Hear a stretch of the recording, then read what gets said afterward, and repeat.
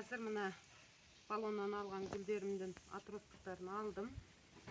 Мынандай, осындай кәрі жерінен шыққан, өзіңіздерге ұнамайтын бұтақтарын осылай жұлып аласыздар. Мынаның түбінен алып едім, бұнда тамыр бар екен.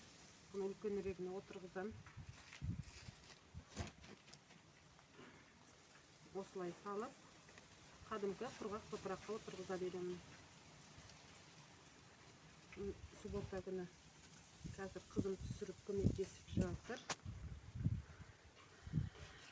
Қызым жоқ кезде бір қолменен қиын болады, сондықтан видео түсіре алмай жүріп едім.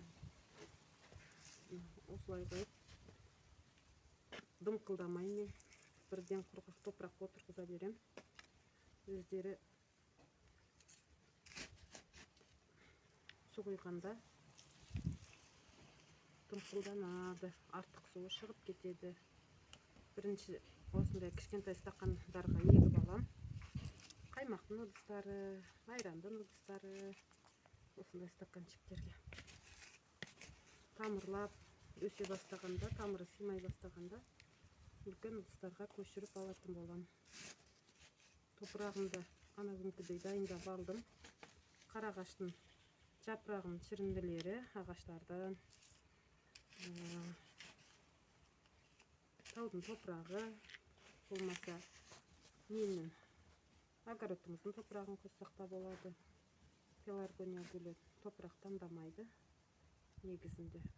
Жердің топырағында өте жақсы өседі. Далаға егіп қойсаңыздар көктемде.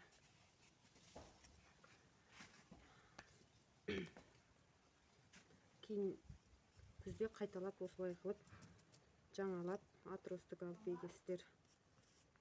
Жылда мен осылай жаңалап отырам.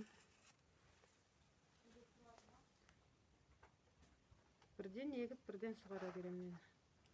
Пеларгония гүлі керан дейміз ғой, кішкентайымыздан керан деп атап кеткенбіз. Бұл гүл қырсық гүлдерге жатпайды.